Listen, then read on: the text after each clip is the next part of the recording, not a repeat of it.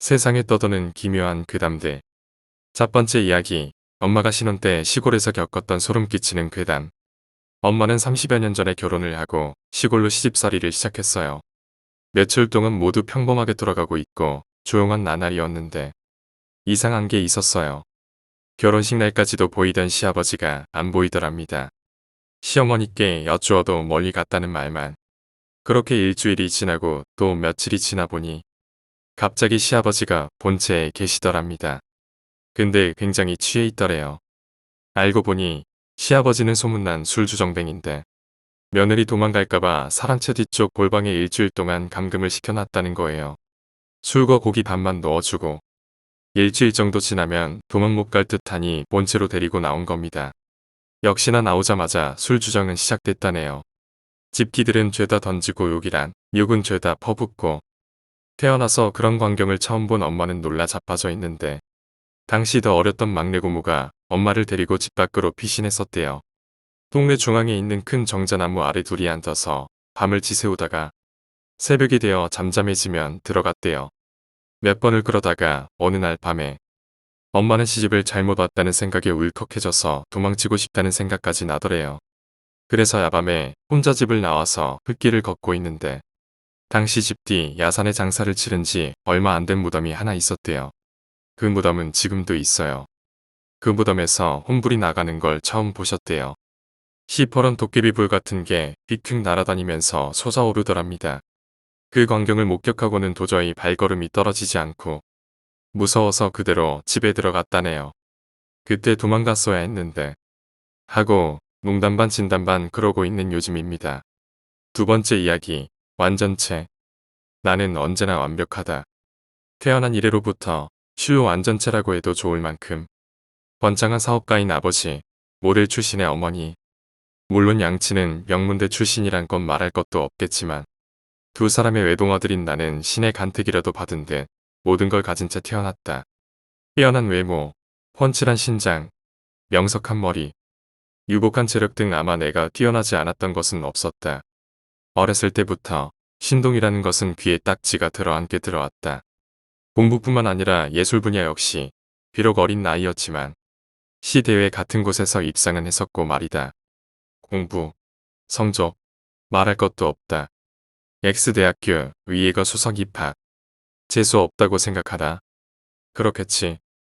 너희가 가지지 못한 것을 모두 가졌으니까. 여하튼 덕분에 나는 언제나 인기와 관심, 이목이 집중되는 존재였다. 대학생인 지금도 인기의 대상. 어딜 가도 주목받지 못한 적은 없었다. 모두가 날 필요로 한다. 행복하다. 즐겁다. 살아있음을 느낀다. 아무도 날 보지 않는다. 행복했었다. 즐거웠었다. 모든 순간이 괴롭다. 이걸 보고 있는 당신은 그래도 관심을 가져주는 것 같군. 설명해주겠다. 종말의 서막을. 행복했던 나날. 재앙은 소리 없이 찾아왔다.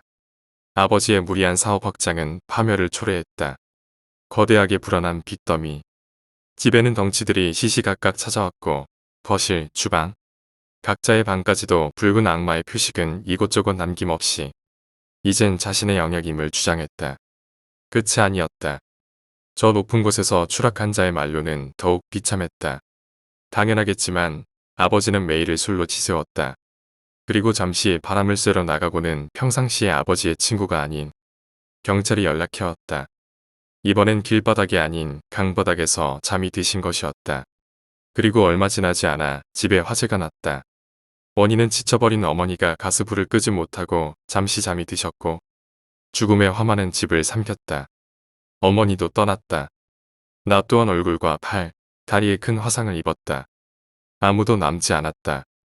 대부분의 것들이 사라진 나에겐 친척도, 친구도, 그 어떤 누구도 더 이상 찾아오지 않았다. 겨우 남은 지인의 도움을 받아 작은 자취방 하나를 구했다. 학교도 나가지 않는다. 나가봐야 뒤에서 수근덕대는 소리만이 들릴 뿐이다. 힘들다. 위로받고 싶다. 동정받고 싶다. 관심받고 싶다. 그래봐야 공허한 외침일 뿐이었고 아무도 돌아봐주지 않았다. 다시 돌아갈 방법은 있었다. 다시 한번 그때로 완벽한 수컷 공작의 모습으로 돌아가는 것뿐. 하지만 그게 가능할 리가. 실소를 내뱉으며 방바닥에 주저앉은 그때 책 한 권이 보였다. 책장 가장 아래쪽, 교양 수업을 위해 샀었던, 그리고 내팽겨두었던 책. 과거의 영광을 되새기며 책을 보던 중 흥미로운 내용을 발견했다. 이거다. 돌아갈 수 있다. 계획은 완벽하다. 내가 그러했듯이. 그리고 이제 다시 완벽해질 수 있다. 속보입니다. 최근 벌어졌던 안구강탈 살인사건의 용의자가 사체로 발견되어 큰 충격을 주고 있습니다. 범인은 X대 의과대학에 재학 중이던 대학생으로 본인의 자취방에서 목을 맨 채 발견되었습니다. 경찰은 범인의 범행 동기를 찾기 위해 조사 중입니다. 이거 끔찍하구먼. 이거 완전 미친놈 아니야? 그러게 말입니다. 세상에 사람 죽여다 그 눈가를 지 몸에 갖다 쳐박다니. 그나저나 이거 매스컴은 어떡하죠? 그건 윗선이 알아서 하겠지. 우린 조사나 마저 하자고. 이 녀석 책상에 책이 하나 있던데. 그리스 신화던데. 이거랑 관련이 있으려나. 세 번째 이야기, 가족. 2042년 3월 5일 오후 7시. 오늘 잘해야 해. 잭 알았지? 간호사인 수잔이 내 손을 꼭 쥐어준다. 걱정 어린 그녀의 표정이 마치 엄마 같았다. 진짜 내 엄마보다도 더. 나는 떨리는 마음으로 미리 숙지해 두었던 것들을 다시 한번 상기한다. 밝게 웃는 얼굴. 마치 습관처럼 보이는 왼쪽 눈의 윙크. 아일랜드인 특유의 억양. 말할 때마다 습관처럼 빼쭉거리는 입술.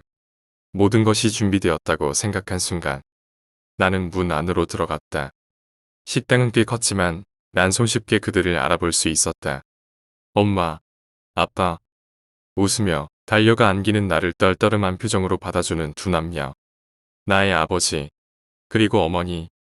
밝은 내 표정을 보며 울듯 말듯 어쩔 줄 몰라 하는 어머니와 달리 아버지의 얼굴은 다소 굳은 채 경직되어 있다. 사진으로도 보았고 많은 설명을 통해 대략 어떤 성격이신지는 알고 있었다. 그리고 내가 공부한 그대로였다. 주문하시겠습니까? 점잖은 옷을 입은 웨이트리스가 메뉴판과 함께 주문을 받는다. 이 부분도 미리 교육을 받았다. 나는 웃으며 메뉴판을 받아들었고 아버지는 여전히 굳은 표정이었지만 조심히 내게 물었다. 잭, 넌 뭘 먹겠니? 아직은 날 어색해하는 아버지를 보며 난 웃으며 말했다. 저는 늘 먹던 셰퍼드 파이로 주세요. 참, 전 콩 알레르기가 있으니까 콩이 들어간다면 꼭 빼주시고요. 오 세상에 잭. 흑흑. 내가 주문을 하자 엄마는 갑작스레 눈물을 쏟아냈다. 가족들이 함께하는 저녁 식사. 엄마는 도대체 왜 울까? 아네스 진정해. 울지 말라고. 잭이 보고 있잖아. 계속 이렇게 울면 어떡해. 아버지는 엄마를 진정시키기 위해 안간힘을 썼다. 엄마는 그만큼 너무도 고통스럽게 울었고 뻘쭘해진 나는 이젠 익숙해진 습관대로 테이블에 턱을 괜 채 다리를 떨었다. 그런 내 모습을 아버지가 흘깃 보시더니 말했다. 잭, 나는 네가 다리를 떨지 않았으면 좋겠구나. 네, 죄송해요. 안 할게요. 내가 아버지에게 잔소리를 들은 것 때문일까? 엄마는 더욱더 크게 울어댔다. 그리고 얼마나 울었을까? 주문했던 요리들이 나왔다. 스튜와 정어리를 곁들인 감자요리. 그리고 내가 주문한 셰퍼드 파이였다. 엄마는 그 즈음 겨우 진정이 되셨는지 애처로운 눈빛으로 나를 바라보셨다. 어린 나였지만 지금 내가 할 수 있는 거라곤 내 앞에 놓인 셰퍼드 파이를 맛있게 먹는 것뿐이란 생각이 들었다. 한 스푼 나는 개의치 않고 먹었다. 엄마의 눈물이 나에게 전염되기라도 했던 걸까? 나도 모르게 자꾸 눈물이 나올 것만 같았다. 순간 식당 밖 창문을 통해 나를 바라보고 있던 수잔과 눈이 마주치지 않았다면 난 아마 왈칵 눈물을 쏟았을지도 몰랐다. 난 이를 악물고 참아낸 뒤 방금 미소를 지어 보였다. 이 순간을 위해 얼마나 열심히 연습했던가. 왼쪽 눈을 살짝 찡그리는 윙크도, 먹는 순간에도 쉬지 않고 빼쭉거리는 입술도 다 오늘을 위한 거였다. 그렇게 내가 셰퍼드 파이를 다 먹을 동안에도 어머니는 음식엔 한 스푼도 되지 않고 나를 바라고 있었다. 마치 다시는 볼 수 없을 사람처럼. 그리곤 빼죽거리는 내 입을 보며 다시금 울음을 터뜨렸다. 나는 주머니에 손을 넣었다. 주머니 안엔 아버지와 어머니를 만나게 되면 주려고 만들었던 작은 목각 인형이 들어 있었다. 이건 그냥 순수한 마음으로 내가 준비한 선물이었다. 오늘 식사는 여기까지 하는 게 좋겠습니다. 아버지는 자리에 일어나 어머니를 부축하며 말했다. 어머니는 혼자선 걸을 수도 없을 만큼 큰 슬픔에 빠져 울고 있었다. 나는 별다른 지시가 없었기에 그냥 그대로 자리에 앉아 있었고 두 분은 나를 놔둔 채 식당 밖으로 나갔다. 잭 무슨 일인 거니? 어느샌가 식당 안으로 뛰어들어온 수잔이 나를 안아주며 말했다. 아니에요. 아무 일도. 다 좋았어요. 나쁜 것은 없어요. 다만 나를 너무 사랑하셔서 그런가 봐요. 나를. 나는 내 대답이 제법 어른스러웠다고 생각했지만 나도 모르게 왈칵 눈물이 났다. 돌아가자, 잭. 수잔이 내 손을 잡으며 말했다. 어느새 정이 들었는지 나를 보는 수잔의 눈동자도 촉촉이 젖어온다. 나는 그제야 주머니 속에서 흔들거리는 목각 인형의 존재를 깨닫고 수잔에게 말했다. 잠시만요. 이 인형 깜빡하고 못 드렸어요. 약간의 여유가 있다면 잠깐 가서 드리고 와도 될까요? 잭 이 사랑스러운 아이 같은 이라고. 그러려무나 내가 어떻게 그걸 반대하겠니. 그리고 수잔이 말끝을 흐렸다. 잘은 모르겠지만 그녀가 내게 무슨 말을 하려는 것인지 조금은 알 것 같았다. 그리고 내가 원한다면 오지 않아도 좋아. 난 널 잃어버릴 거야. 그렇게 마지막 말을 마친 후 수잔은 눈을 질끈 감아버렸다. 그리고는 돌아섰다. 많은 생각들이 머릿속을 지나 심장을 울린다. 수잔 그녀는 내 어머니가 아니지만 지금 이 순간 그녀가 내게 보여준 감정은 어머니의 그것처럼 숭고하게 느껴졌다. 난 손에 든 목각 인형을 꼭 쥔 채 식당 문 앞을 향해 달려갔다. 문 앞에 서서 창밖을 보니 다행히 어머니와 아버지는 멀리 가지 않고 주차장 한편에 서서 대화를 나누고 계셨다. 나는 닫힌 문을 살짝 열며 뒤돌아 선 수잔을 향해 외쳤다. 이것만 전해드리고 돌아올 거예요. 고마워요, 수잔. 하지만 내가 없으면 엄마 아빠가 더 슬퍼하실 거예요. 그분들이 행복하고 내가 제게 행복할 수 있으면 난 그게 더 날 행복하게 할 것 같아요. 수잔이 오열하며 자리에 주저앉았다. 나는 그런 수잔을 뒤로하고 문 밖으로 달려나갔다. 주차장은 넓고 아버지의 차는 먼 곳에 주차되어 있었지만 상관없었다. 내 두 다리는 튼튼하고 내 심장은 너무도 건강했으니까 난 달렸다. 아버지와 어머니에게 내 첫 번째 선물을 전해드리고 싶었으니까 이제 선택을 해주시기 바랍니다. 생명윤리법에 의거 잭 러셀 A와 잭 러셀 B 중 부모로서 누구를 선택하시겠습니까? 길어먹을. 그걸 질문이라고 하는 거야. 잭의 아버지 도슨이 큰 소리로 고함쳤다. 어쩔 수 없습니다. 저는 공무원이고 국가의 생명윤리법에 의거해 선택권을 드릴 뿐입니다. 법에 의거해 극중증 외상 환자에 한해 유전자 조작 클론을 생성해 뇌이식 수술을 받을 수 있으나 뇌이식 수술 후 피이식자의 생존 확률이 20% 미만인 관계로 부모는 수술을 시행할지 아니면 유전자 조작 클론을 새로운 가족으로 선택할지에 대해 선택해야 할 의무가 있습니다. 오늘의 접견도 그래서 이루어진 거고요. 자, 잭 러셀 A입니까? 잭 러셀 B입니까? 젠장. 거듭 말씀드리지만 교통사고로 극중증 외상을 입고 식물인간이 된 아드님 잭 러셀 A의 이식 수술 후 생존 확률은 20% 미만입니다. 어제 오후에 보셨던 잭 러셀 B는 대부분의 질환의 면역을 가지고 있으며 건강합니다. 기억은 가지지 못했지만 후천적 학습을 통해 잭 러셀 A의 습관과 성향을 대부분 표출할 수 있습니다. 닥쳐. 젠장. 물어보나 마나 한 이야기 아니야. 당연히 내 아들 잭을 선택할 거야. 선택은 자유입니다. 믿으실지 모르지만 의외로 생존 확률 때문에 건강한 새 아들을 선택하시는 부모도 계십니다. 미친 자식들. 난 어제 봤어. 껍데기를.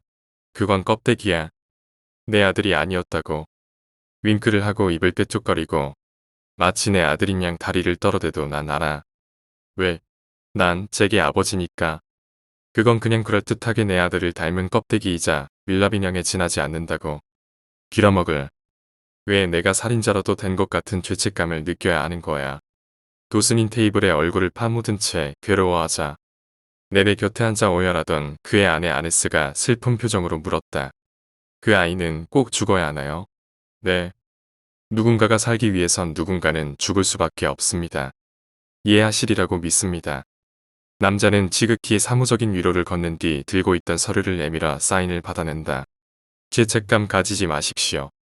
적절한 예시는 아니라고 생각하지만 자동차 부품과 같다고 생각하시면 됩니다. 차는 두 대입니다. 새 차를 타셔도 되고 새 차의 부품으로 정든 차를 고쳐서 타셔도 됩니다. 이에 대한 비난과 매도는 법적으로 금지되어 있으니 걱정 안 하셔도 되고요. 우리 잭은 살 수 있을까요? 생존 확률 20%는 낮고 높다면 높은 확률입니다. 희망을 가지세요. 어쨌든 당신들의 아이니까요. 아네스의 볼을 타고 흘러내린 눈물이 테이블 위에 떨어졌다. 2042년 3월 6일 오후 2시 잭 러셀 A8세 기적적 의식 회복으로 중환자실에서 재활병동으로 이관. 잭 러셀 B2세 사망 및 회계 처리 후 소각. 매캐한 그을음 냄새와 알 수 없는 슬픔이 묻어나는 작은 소각로 앞에서 한 여자가 작은 목각 인형을 만지작거리며 말했다. 잭, 나야 수잔. 함께했던 30분 43초 동안 누군가의 가족이었던 것만으로도 만족한다던 넌. 과연 그들에게 무엇이었을까? 네 번째 이야기, 장롱. 저는 이모들 중에 한 분이 무속인이시고 이모 쪽 친척 언니 중 한 명도 무속인입니다. 신랑 쪽은 시아버지가 약간 신기가 있으셨고 시아버지의 어머니 그러니까 신랑의 할머니도 신기가 있으셨다고 하네요. 더군다나 인터넷에 떠도는 글을 보니 아이들은 영혼이나 귀신 같은 걸 더 잘 본다고 하더군요. 하지만 3, 4살밖에 안 된 아이가 하는 말을 곧이곧대로 믿을 수는 없었죠. 여기 시골로 이사 오기 전 서울 망원동에 빌라촌에 살 때였습니다. 지금도 가난하지만 그땐 돈이 없어서 보증금 500만 원에 작은 방 2칸짜리 월세집에서 살았어요. 주인은 연세가 좀 있으신 할아버지, 할머니로 바로 위층에 사셨습니다. 저희 이사 들어올 때 주인 할아버지께서 계단이 지저분해졌다면서 골목에 서 있던 저에게 수건을 던져주시며 닦으라고 하셨어요. 어이도 없고 기분도 나빴는데 그만큼 빌라에 애정이 많으셨죠. 그런데 어느 날부터인가 할아버지께서 안 보이시는 거예요. 주인 할머니께 여쭤보니 몸이 조금 안 좋으셔서 병원에 입원해 계시다고 하시더군요. 많이 안 좋은 건 아니라 곧 퇴원하실 것 같다고. 할머니께서 시간 날 때마다 병원 가서 수발 드시는 것 같았어요. 곧 퇴원하실 것 같다는 말에 저도 별로 신경 안 쓰고 있었는데 어느 날 자기 전에 안방불을 다 끄고 작은 방 불빛에 의지해서 아이들 잠자리를 봐주고 있을 때였어요. 당시 3살 딸내미가 갑자기 엄마 저기 장롱 위에 파란 할아버지 있다. 이러는 거예요. 순간 진짜 너무 무서웠어요. 내 딸내미인데 진짜 무서웠어요. 작은 방에 있던 신랑 불러서 애가 이런 소리를 한다니까 신랑도 살짝 쫄아서 제 차 확인하더군요. 엑스야 저기 누가 있다고. 파란 할아버지. 뭐야 얘 무서워. 답이 안 바뀌어. 아직 말 완전히 잘 못할 때라 똑같은 질문을 2번 해도 금방 답이 바뀌던 아이였는데 여하튼 그날은 장롱 위를 계속 의식하며 식은땀을 흘리며 짰었죠. 그리고 시간은 흘러 한 달이 지나고 2달이 지났는데도 주인 할아버지는 퇴원하지 않으셨어요. 할머니께 전에 듣기론 점점 상태가 나빠지시고만 있다고. 그날은 내 식구가 차로 10분 거리에 있는 시어머니 댁에 다녀오는 길이었어요. 골목이랑 빌라 앞 주차장이 좁아 앞에 서 있는 차가 나갈 때까지 기다리는데 우리 빌라에서 주인 할머니가 까만 상복을 입고 내려오시더니 차에 타시더라고요. 까만 상복 입은 자제분들도 몇 분 계시고 할아버지가 돌아가셨구나. 안타깝다는 생각만 들더라고요. 그리고 얼마 후 그날은 햇빛 밝은 주말 낮이었던 걸로 기억합니다. 어김없이 저와 아이들은 안방에서 놀고 신랑은 작은 방에서 게임하고 잘 놀던 딸내미가 갑자기 방문 쪽 천장 모퉁이를 뚫어져라 보더니 저기 할아버지 있다. 이러는 거예요. 근데 그날은 예전에 장롱 위에 파란 할아버지 이야기할 때보다 표정도 말도 뭔가 진지해 보이더군요. 그러니까 더 무서워. 또 신랑을 불러 애가 할아버지 있다고 또 그런다 했더니 그나마 좀 경험이 있다고 이번엔 파란 할아버지 아니냐고 웃으며 얘기하고 지나갔네요. 그리고 며칠 뒤에 애들 어린이집에서 데리고 오는데 집 앞에서 주인 할머니를 만났어요. 할아버지가 돌아가셨다고 얘기하시는데 서운하다고 할아버지 계실 땐 할아버지가 다 하셔가지고 할머니는 어떻게 해야 될지 모르겠다고 하시는데 저도 모르게 할머니 손을 꼭 잡아드렸어요. 그러면서 그런 말씀을 하시더라고요. 병원에 계실 때 할아버지께서 계속 집으로 가고 싶다고 하셨대요. 평생 힘들여 일고는 내 집에서 눈 감고 싶다 하셨다고. 그렇게 집에 가고 싶어 하셨는데 상태가 점점 안 좋아지셔서 결국엔 병원에서 돌아가셨다고 하시더라고요. 그 말 듣는데 딸내미가 그동안 보인다고 했던 할아버지가 주인 할아버지가 아닐까 생각이 들더라고요. 그렇게 해서라도 당신 집을 보고 가신 게 아닐까. 그 뒤로 할머니께 곤란한 일 있으면 저희 집에 말씀하시라고 해서 신랑이 몇 번 올려가 고쳐주기도 하고 눈 왔을 땐 빌라 앞을 열심히 쓸기도 했네요. 한창 겨울에 이러고 시골로 이사 와버렸는데 할머니는 잘 지내시나 모르겠네요. 5번째 이야기, 가위. 저희 형이 평소 가위를 잘 많이 눌리는 편인데요. 저에게 가위 눌린 경험담을 해주곤 하는데 무섭다는 말에 저는 그 당시 가위를 한번 눌려보는 게 소원일 정도로 가위에 눌려보고 싶었습니다. 가위를 눌려보기 위해 베개 밑에 자르는 가위를 두어도 보고 가슴 위에 올려놓고 자보고 자기 전에 가위 눌러주세요 기도하면서 자고 정말 그 당시 땐 너무 궁금해서 느껴보고 싶었었죠. 그러던 어느 날 저희 형은 취업인지 군대인지 지방으로 갔었고 기름 아낀다는 명목하에 저희 방에는 보일러를 차단. 엄마 방에서 엄마와 같이 자던 때였습니다. 자고 있던 저는 어떠한 느낌의 눈을 살짝 떴는데 글쎄 엄마 발밑에 빨간 기모노를 입고 얼굴은 가부키 화장한 듯 새하얀 어쩌면 창백하다고 해야 하나. 7, 8살 정도 돼 보이는 여자아이가 서 있고 빨간 밥상 위에 하얀 접시가 있고 접시 위엔 찹쌀떡같이 생긴 것이 5층 정도로 쌓여 있었습니다. 그 소녀의 얼굴을 저를 향해 있었고 눈도 저를 향해 있었지만 추점이 흐릿한 눈을 한 채 저에게 그 떡을 먹으라는 듯이 손짓하고 있었습니다. 저는 평소에 떡을 별로 좋아하지 않을 뿐더러 왠지 그 떡을 먹으면 죽을 수도 있겠구나라고 생각이 들어 누워있는 채로 안 먹을 거라는 대답으로 고개만을 좌우로 까딱까딱 흔들었습니다. 그 순간 아무 표정 없이 흐릿한 눈빛으로 초점 없이 저를 쳐다보고 있던 그 소녀의 눈이 검은색으로 변하고 초점은 정확히 저를 향한 채로 무표정인 소녀가 얼굴이 순식간에 일그러지더니 저를 위협하듯 쳐다보는 것이었습니다. 그 여고 괴담 영화 귀신처럼 한 칸 한 칸씩 빠르게 순간이동해서 제 머리맡으로 왔고 누워있던 저의 눈 위에서 밑으로 깔보는 그 소녀의 눈과 마주치게 됩니다. 그 형상이 얼마나 소름 끼치던지 너무 놀라 소리를 질렀고 저는 잠에서 깨어납니다. 잠에서 깬 저는 머리카락이 삐쭉삐쭉 서 있었고 닭살이 돋아있는 느낌을 느끼며 너무 무서워서 옆에 자고 있는 엄마를 깨우려고 하는데 몸이 움직이질 않았습니다. 이게 가위인가?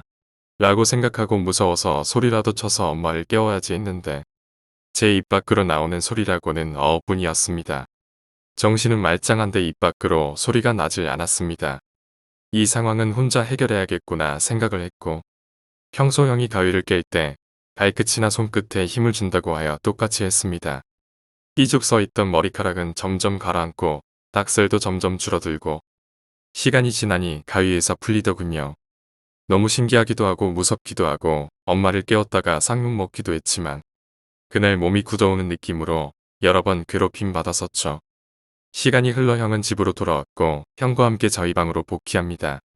여느 날과 다름없이 밤에 형은 컴퓨터 게임하고 있고 저는 뒤에 누워서 이런저런 얘기하다가 가위 눌려봤다고 자랑할 겸 얘기를 해주었습니다. 형이 빨간 기모노 7, 8세 창백한 여자아이라는 얘기를 듣더니 키보드 누르던 손을 멈추고 뒤돌아 저를 보며 너도 괴봤나? 나 괴롭히는 년인데. 순간 저는 머리카락이 서고 소름이 돋았습니다. 6번째 이야기, 엄마. 제가 자취 시작한 지 얼마 안 됐을 때 일어난 일입니다. 제 집 구조가 건물이 다닥다닥 붙어 있어요. 창문은 2개이지만 그중 하나는 고양이 한 마리 지나다니는 비좁은 틈이죠. 그래도 창문을 다 열면 그래도 2개랍시고 환기가 조금 듭니다. 여하튼 그날 일 끝내고 와서 평소처럼 게임하고 싶고 잠을 잤어요. 잠을 자는 도중 이상한 소리가 들렸어요. 바로 그 비좁다고 말한 창문 쪽에서요. 은근 귀에 거슬려서 잠결에 깨서요. 그런데 거기에 창문 밖에 어머니가 서 있으셨어요. 그냥 서 계셨어요. 저는 잠결에 엄마, 왜 거기 있어요? 들어오세요. 하는데 참고로 창문에는 도난방지 쇠창살이 있는데 그 사이로 갑자기 소름이 쫙 돌면서 급하게 창문 닫고 커튼을 쳤고 이불을 뒤집어 쓰고 벽 쪽을 바라보고 덜덜 떨었어요. 그러다가 어느새 잠이 들었나 봐요. 그래서 커튼을 치고 봤는데 도저히 사람이 서 있을 틈이 아니고 고양이도 한 마리씩만 지나다니는 길이었어요. 그 뒤로 그 창문에 소금 뿌리고 잠을 자고 납니다. 7번째 이야기, 요괴. 지혜는 타락했다. 학생 때부터 그 특유의 문란함과 탄력, 그리고 봉긋한 가슴으로 여러 남자들에게 다가갔다.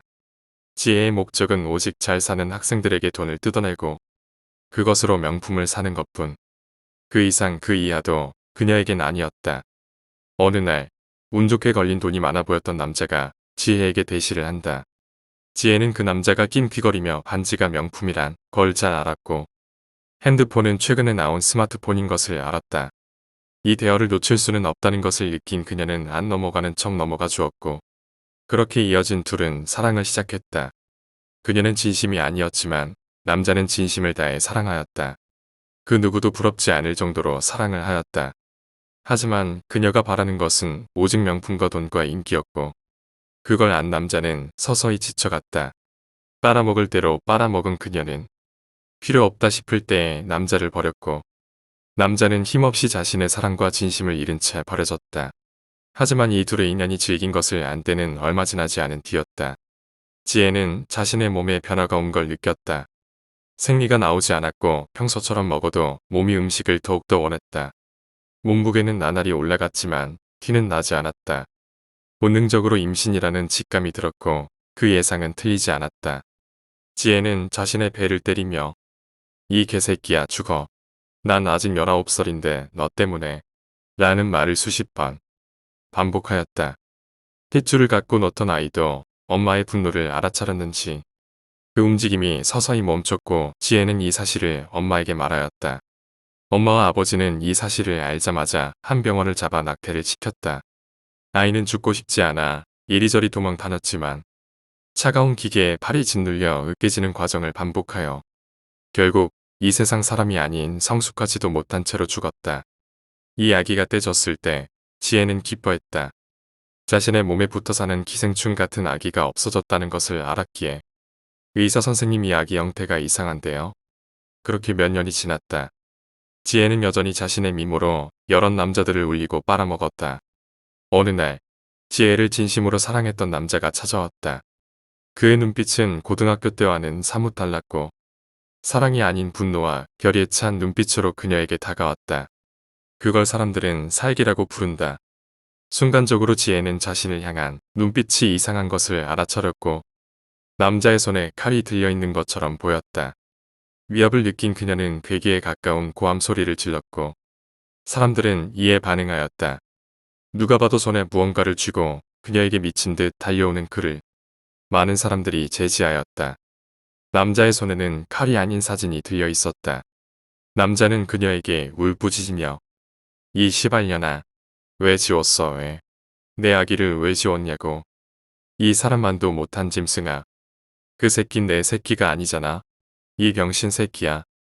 네가 맘대로 임신시켰으면 나도 맘대로 하나쯤은 해도 되잖아. 남자는 미친 듯이 소리쳤고 울부짖었다. 저주의 비명에 모든 욕설을 퍼부었다. 이에 여자도 흠칫했는지 약간 묘했지만 자신을 대변해주는 이 많은 사람들의 품에 휩쓸려 결국 자신의 집에 들어가 몸을 쉬었다. 삑 15층입니다. 두어락 비밀번호를 열고 자신의 옷을 벗어서 세탁기에 가져다가 놓는다. 샤워를 시작하였고 고지어 나온 그녀는 맥주 한 캔을 따 벌컥벌컥 마시고 편하게 소파에 누워 쉬고 있었다. 아기에 대한 생각은 잠시 동안만 났고 그마저도 떼길 잘했다는 생각뿐이었다. 이때 카톡 알림이 울렸다.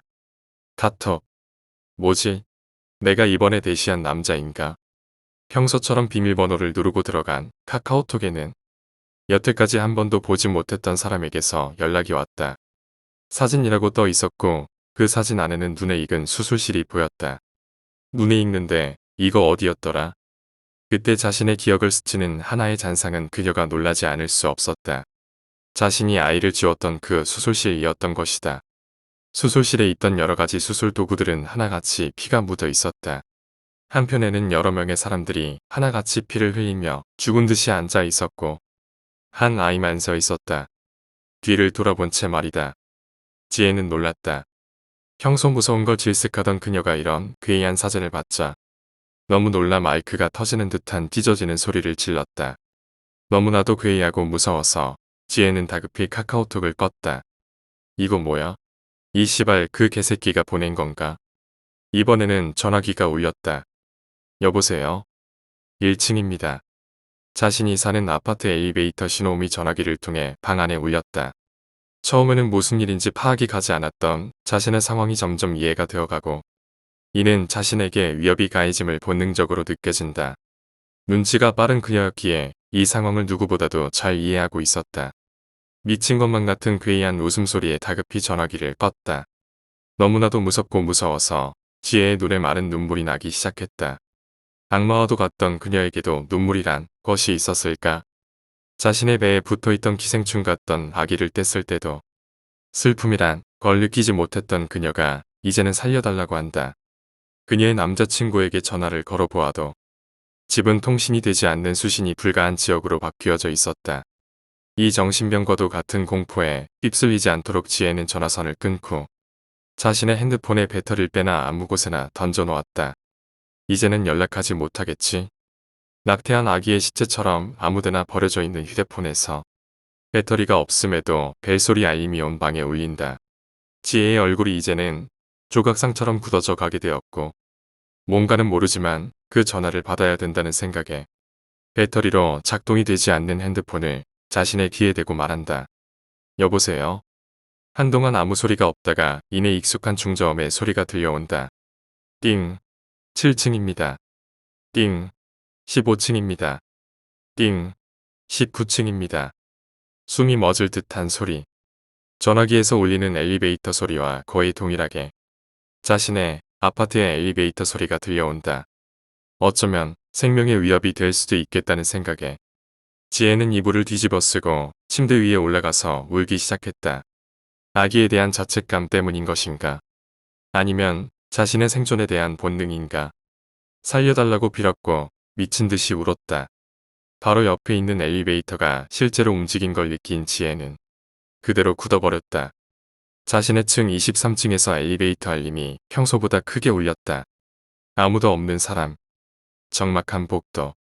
누구 하나 지나가지 않는 소리. 지혜는 눈을 떴다. 깜깜하지 않은 밝은 낮.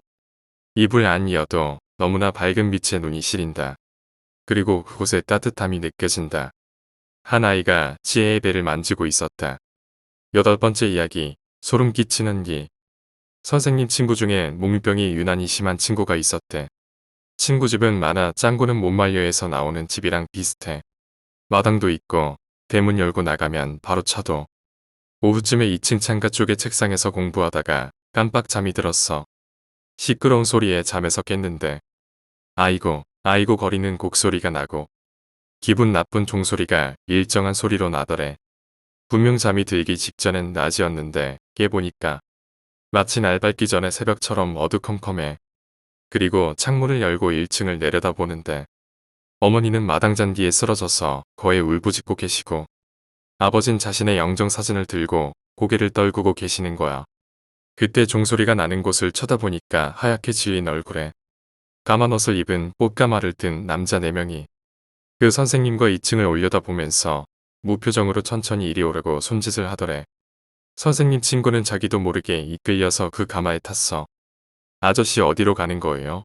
라고 물어봐도 대답도 없고 무서움에 벌벌 떨면서 가만히 있었는데 얼마나 지났을까 갑자기 가마 안이 덜컹덜컹거리면서 산을 오르는 듯한 느낌이 났대. 그러다가 문득 예전에 돌아가신 할머니가 해주신 꿈에서 산을 넘고 강을 건너게 되면 그 사람은 죽어라는 말이 생각나더래. 아, 무슨 일이 있어도 이 꿈에서 깨야겠다. 이 산을 넘으면 난 죽을 것 같다라는 생각이 들면서 무서워지더래. 그래서 선생님 친구가 미친 듯이 가마를 흔들고 소리 지르고 자기 뺨도 때려도 봤는데 절대 안 깨더라는 거야. 그 순간 꽃가마가 갑자기 멈춰섰고 선생님 친구가 문을 열고 미친 듯이 산 밑으로 울면서 전력 질주했대. 내리막길을 미친 듯이 달려내려오다가 큰 무덤에 걸려서 넘어졌고 그 순간 선생님 친구는 잠에서 깨자마자 바로 코앞으로 큰 트럭이 지나갔대. 9번째 이야기. 제헌왕후의 원귀. 조선시대 성종의 아내였던 제헌왕후가 질투심이 심하고 악했다는 기록은 상당히 많습니다. 왕과 나라는 사극이 나온 뒤로는 착했는데 누명을 썼다는 얘기도 많지만 보통사서와 다른 측면에서 쓰이는 야사의 경우에도 제헌왕후의 좋은 면은 찾아볼 수 없고 악독한 면만 묘사됩니다. 작자 미상의 야사집인 기문총화에 나오는 얘기에는 성종의 정비였던 공예왕후가 젊은 나이에 죽은 것은 제헌왕후가 부린 귀신 때문이라고 나오는데 제헌왕후는 자신의 몸종이었던 소녀를 이용해 원귀를 키웠다는 겁니다. 제헌왕후는 나지라는 아이를 데리고 성에 들어왔는데 나지에 대해서는 정확한 기록이 없고 성격이 요사스러웠다고 언급됩니다. 나지는 상당히 음한 성격에 아무리 사소한 말다툼에도 앙심을 품는 성격이라고 하는데 자신이 모시는 제헌왕후와도 그리 궁합이 좋지는 않았다고 합니다. 제헌왕후는 성종이 만나고 다니는 여자들에게 투기를 부렸고 칠흑이라는 무당을 만나고 다니며 저주를 담은 부적을 가지고 있다가 발각되는데 나지가 범인으로 몰려 교설돼서 죽습니다. 이때 제헌왕후는 몰래 칠흑을 찾아갔는데 나지의 생전이 입던 옷과 머리카락을 가지고 갔다고 합니다. 칠흑은 이를 재료로 인형을 만드는데 여기에 나지의 원혼이 담겨 있으므로 저주의 매개체로 쓰라고 했고 제헌왕후는 이 인형을 가지고 공예왕후를 죽이기 위한 저주를 걸었다고 합니다. 이후 공예왕후는 시름시름 앓게 되는데 점차 밤마다 귀신이 보인다는 얘기를 했다고 합니다. 공예왕후가 죽기 전에는 그녀의 몸에 심한 손톱 자국 비슷한 흉터가 나고 몸의 관절 부분이 붉게 변했다는 기록도 있는데 이 때문에 저주설이 나오기도 했죠. 공예왕후는 점점 약해졌으며 결국 19세의 어린 나이에 죽게 됩니다. 그런데 이후 뒤처리를 못했는지 나지의 원기는 자신의 원한을 저주를 건 매개체로 돌렸다고 합니다. 공예왕후가 죽은 지 제헌왕후는 아들씨를 낳았는데 이 아이는 채 1년도 안 돼서 죽습니다. 이때 제헌왕후는 꿈에서 나지가 자신의 아들을 목을 졸라 죽이는 장면을 보았다고 합니다.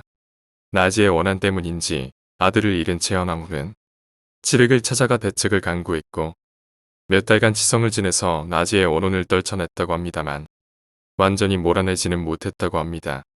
이후 제헌왕후는 둘째 아들을 낳았는데 이 아들에게는 별일이 없었습니다. 하지만 나지의 귀신이 자꾸 나타나 아기를 괴롭혔다고 하는데 그것도 제헌왕후가 아기를 보러 올 때마다였습니다. 이런 일이 계속되자 궁에서는 제헌왕후가 자신들의 아이를 죽이려고 하며 첫째 아기도 그녀가 죽인 거라는 소문이 돌기 시작했습니다.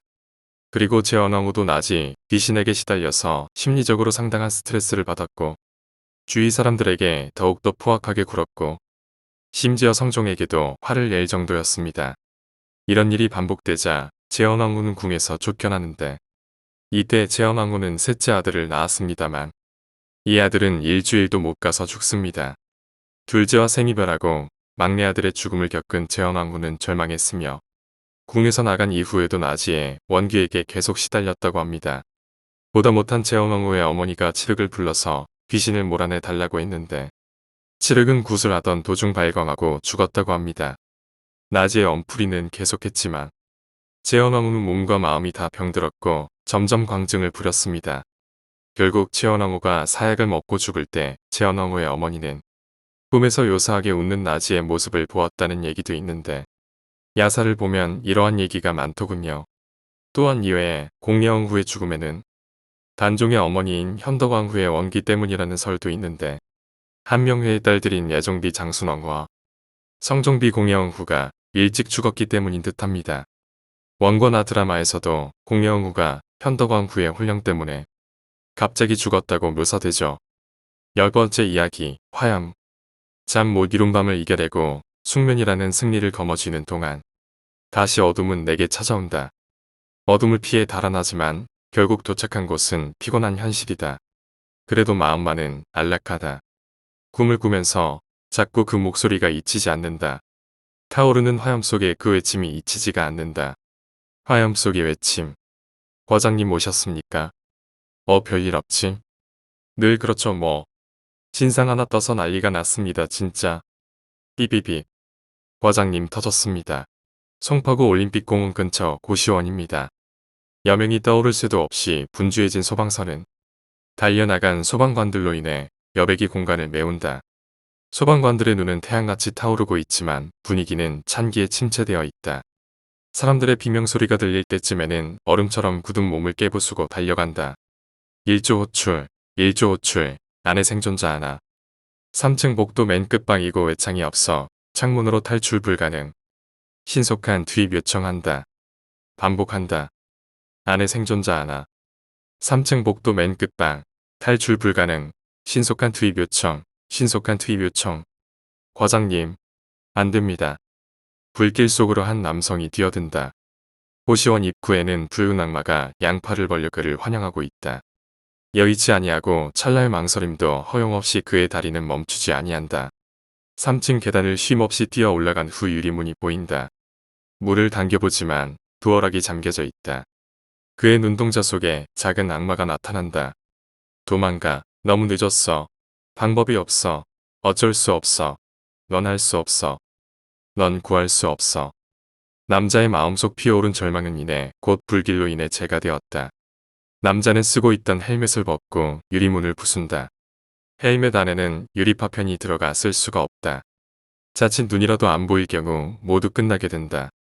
목숨을 담보로 희망을 빌리고 복도 맨 끝방을 향해 전력으로 질주한다. 닫아버려 허름해진 문을 발로 부순 뒤 안에 들어간다. 그곳에는 화염이 가득하다. 불꽃이 얼굴로 튀었다. 재빨리 한 손으로 털어내고 소리친다. 구해주러 왔습니다. 살아있으면 소리치세요. 구해주러 왔습니다. 거기 누구 없어요? 아차. 천장이 무너지기 시작했다. 그의 외침 후 돌아오는 건 타오르는 지옥으로부터의 초대뿐이다. 방에서 나오자 불길과 연소가스로 인해 한 치 앞이 보이지가 않는다. 눈이 부시다. 얼굴이 녹아내린다. 연기가 폐 속을 휘젓는다. 초점은 흐릿해지고 영혼은 지옥으로 떨어진다. 아빠. 또 그 목소리다. 천사의 외침, 화염 속의 외침. 아빠. 풀린 동공이 제자리로 돌아오고 다리에 힘을 준다. 오지어 소리가 난 곳으로 무작정 달린다. 숨이 쉬어지지가 않지만 남자는 이미 제정신이 아니다. 죽음 후 두 발로 껴안을 찰나에 남자의 앞에 천사의 형상이 보인다. 천사가 벽 속으로 들어간다. 남자도 그곳을 향해 무작정 돌진한다. 과장창. 천사가 비행한다. 남자는 천사를 향해 손을 뻗어보지만 발끝을 스칠 뿐 날 수 없다. 떨어지며 천사를 바라본다. 천사가 미소를 띠며 올라간다. 왔다. 빨리 구급. 물, 얼음 챙겨. 에어매트로 떨어진 남자는 정신을 잃는다. 껴안은 죽음을 뿌리친다. 불기가 남아있는 그의 얼굴에 찬물이 쏟아진다. 그가 정신을 잃고 되찾은 곳은 여전히 병원이다. 아직도 갚지 못한 건가? 과장님 깨어나셨습니까? 안에 아무도 없던데. 옥상으로 올라갔더라고요. 그래서 저희가 에어매트 까는데 바로 과장님이 떨어지셨습니다. 또 들린 겁니까? 따님의 목소리가. 화염 속에서 들렸지. 천사의 목소리네요. 이 지옥 같은 삶을 계속 살라고 벌을 준 악마의 목소리야. 정적이 여백을 채우고 남자의 눈동자 속에는 작은 천사의 형상이 남아있다. 조금 있으면 따님 기일입니다. 알고 있어.